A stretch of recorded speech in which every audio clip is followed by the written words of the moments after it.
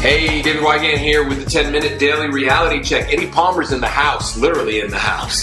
Hello, people. Right? This is literally the house, okay? Yeah. So, Eddie's my trainer, one of the best trainers in LA. You're going to want to know his email address right now because at the end, he'll give it again. But you want to write this down right now because if you live in Los Angeles or if you live anywhere in the continental world, not the U.S., he can train and teach you how to have a good body because Eddie is the man responsible for making me, Chicken Leg Wygant, actually have legs and an ass. I mean, he just came over right now.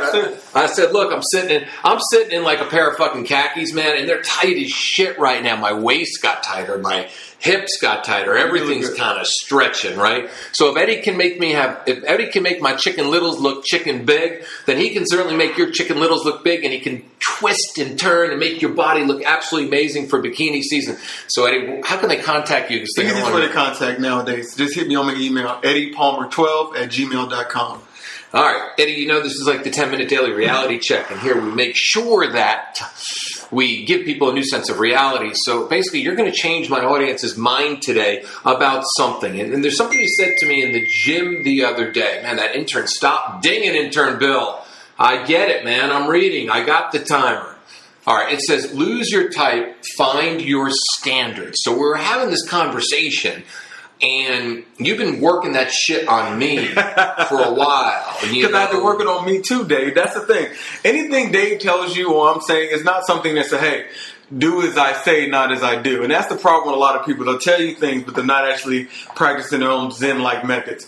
Lose your type, find your standards. That's basically saying, okay, everybody has a type. If it's whether you like the slim blonde with the blue eyes, the yoga body, Pilates, likes to get out in the LA beach, SoCal beach area, that type. Whether it's the long hair Italian with the voluptuous frame. And that's tend to where you draft. And so because that's your draft, I love that. That's the way you draft. First round draft pick. That's what I want. So that's the way you draft. So even though the qualities aren't there, they look like your type of quarterback. We'll use football. Wait, Javedian Clowney or Daniel Hernandez? Yes. Right? Two fucking specimens. Yeah. One's in jail, and the other one got 5 sacks, and they wanted to put him in the Hall of Fame. Right? Got it. That's what you draft to. But when you really need things that placate to your system more, that's what lose your type, find your standards mean. Stop looking at the type, I normally go get that DN that runs a 4.4 with the big ass. Instead, find your standards. I need the West Coast Alex Smith quarterback to control my chaos to help me get through the games of day-to-day or i.e. life. Okay, so basically what you're saying is that a lot of people date like the New York Jets draft. Yeah, exactly. Right? So they go, remember who was that guy that the Jets fell in love with years ago? Oh my God, he was terrible. Remember, he was a first-round draft pick. And then the Jets signed Aaron Mayburn. Remember the Buffalo Bill linebacker that could never sack the quarterback, right? It wasn't Sanchez, it was the other guy. But remember Mayburn? Okay. He would run around. Yeah. He would be free in the backfield. Total straight beeline to the quarterback, run around in circles, do some type of fucking think this man can dance move, and then miss. Yeah. And you couldn't believe it. The other guy was that workout warrior from Ohio State. He was that physical specimen, because that's what the Jets do. The Jets draft physical specimens. D. Milner was another one of the Jets' number 1 draft picks. But I think a lot of people are doing that because I was doing that too. And you were telling me, you'd much rather have I'm not a numbers system kind of guy. So you women listening right now, don't get insulted, because if we use the term 7 or 8, it doesn't mean that you're not beautiful at all, right? But a lot of guys are in search of this perfect 10. The perfect 10 doesn't exist. So when they find the perfect 10, there's a 1 and there's a 0 in front of the 10, and the problem is the 1 is usually the brain, right? And the 0 is the looks, because it has this, whoa, you're so taken in.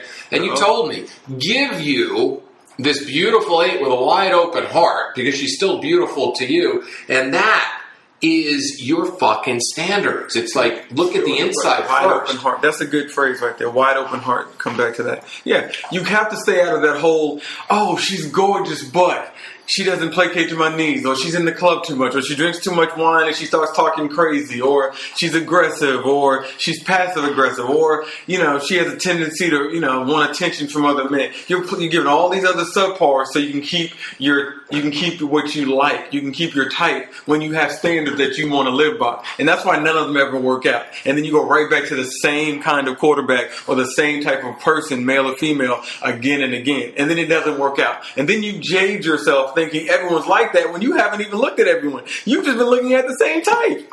That's the scariest part. It's funny because ESPN wrote an article because the draft is literally right around the corner in minutes, you know, and they talked about the New York, Mike and Mike were talking about the Jets drafting a quarterback yet again, right? Because it's going to be Trubisky, or is it going to be Watson, right? Yeah. And you know, Mike Golick is just the ultimate Jet fan. Like, oh, you know, he's like, you know, not Mike Golick, Mike the other Mike, right? Yeah.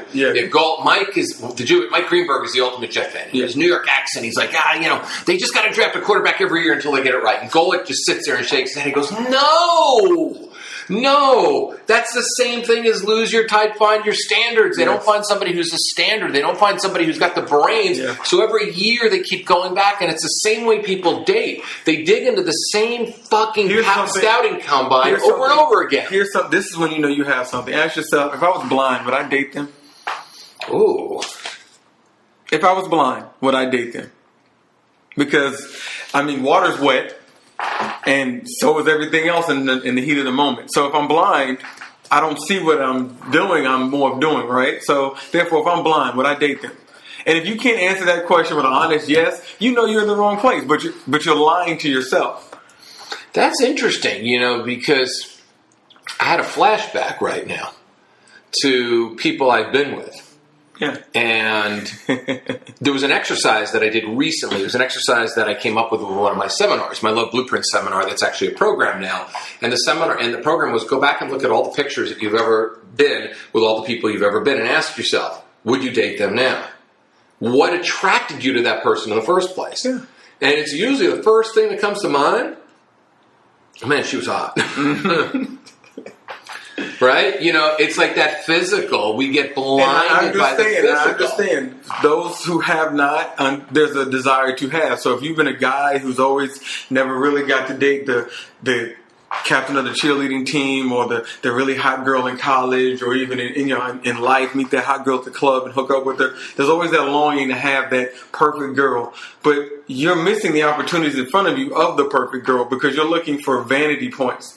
And it normally heads back to vanity when we're looking at number scale. Because if we dated with our eyes closed, we'd be okay. There's a saying Warhol said, everybody should fall in love with their eyes closed. Something of that sort. And it's just saying that if you can't love them without seeing them physically, then you really don't care about that person. If you wouldn't want to spend a day with that person or nowadays hold an hour conversation on the phone with that person because no one calls anymore. We always text. So if you couldn't see yourself holding an hour conversation on the phone with them, what are you doing? You know, it's funny because AT&T came up with a new slogan, reach out and SMS each other. Remember, you used to reach out, touch each other, right? Yeah, there's like, reach out and text one another. That's so true. It's like, I mean, I don't know about you, but when I go out on a date, it's like 3-4 hour conversations. You know, it's like, to me, it's like, I'm so about I want to find out who they are. If you can't close the place, close the restaurant, close the joint. So true. If you're not closing the joint, it's not there. Then all you're doing is waiting until either the dinner's over, you can get them in bed, or you can get them home, or vice versa, or in whatever order. But there's a placation to that. So if you're not there and you're not laughing and talking and just enjoying life, and no one else is around, you're not looking at the girl with the nice butt when she walks by to go to the bathroom. I've done that. Yeah, and that you weren't there. And where's that girl today? Nowhere to be found. Because she wasn't there. She wasn't. So you were there for vanity purposes. Stop dating with your eyes and date with your heart. Yeah, it's so true. It's so true because if you can't close the place, that is not a date. Especially when you're just getting to think about it, I'm just getting to know you. So there's 100 things you can tell me. 1,000,000 things I need to know and get to know. And one rabbit hole should lead you further down the next or into another one or another burrow, I should say. So how is it that you can go on a date and I want to have later, you guys are both ready to go? Because you both have ulterior motives or you this is just, okay, date 1, let's get this over with so we can get to date 3 so we can fuck. Or let's get the 3-date rule some girls have, the dumbest thing ever. It's so dumb because it gets them into trouble every single time. Because 3 dates is going to tell you whether or not you should sleep with that person. Try that. Continue trying that, see how that works. So it's crazy to me. Because what you didn't know in 3, you learned in, 4 or 5 or 1. It's 3 1.5-hour dates. Exactly. So technically, and no phone calls in between. And just some texting, right? And just texting. So all of a sudden you have this, whoa, you've got wasting 3 hours, you got 4.5 hours later, I'm ready to swallow them. Yeah, exactly. I'm ready to take them. I'm ready to take them on. I'm spreading my legs. Yeah. It's so stupid because it's so funny because to me, a great date signifies, and this is where you find your standards, okay, is that you're right. If one rabbit hole leads to the next, I'll meet somebody at 8 o'clock. We close the restaurant down, right? We're standing on the street, fucking hanging out, talking for an hour. Little kiss, maybe no kiss, maybe just hugging each other. Then, text me, when you get home, because I want to make sure you're safe and sound. And then we're texting for another 2 hours. Because the date doesn't stop. And then the next morning, you're waking up and you're texting them, and you realize that is when you end up in a relationship with somebody because it's a conversation that never stops. Remember when you were younger and you were 13, 12, 14, and all you could do before physical was even entered, well, nowadays you never know, but before physical entered, all you could do was talk and communicate. That feeling, that young feeling where all you could do is talk, because all you had. You didn't have the sexual progressions and innuendo. It was just, we can talk, and so we're together because we know everything. I know your favorite color and your favorite part of your favorite song, and that's when you're getting to know them. And so that lets you know how much you need to input them into your life at an earlier stage than before you input everything else into your body from them. So, it kind of goes hand in hand, but you got to take that, oh, they're really hot. Oh, she got an ass that she shouldn't have to sit down on. Oh, she's thicker than the Sunday paper. I got to have her. And where has that led you? Yeah, but we're going to end on this. We're going to bring Eddie back tomorrow, okay? And I'm going to end on this note because it's so true. If you have an abundant mindset like you and I have, what's for granted is that if we're sitting opposite a woman, we already think she's hot. Yeah. Physically, okay? Because we've dated beautiful women our entire lives. So that is off the table right away. What I look for is how much more beautiful she can get by the second. Yeah. And that's the hottest thing. That's like the best thing. When you start thinking about somebody and you want to be with them and you want to text them and you send them pictures and you're constantly connecting.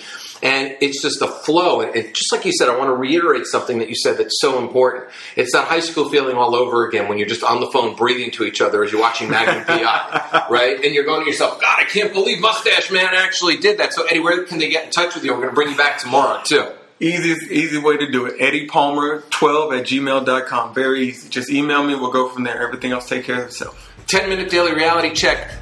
Self-help that doesn't suck. See you tomorrow.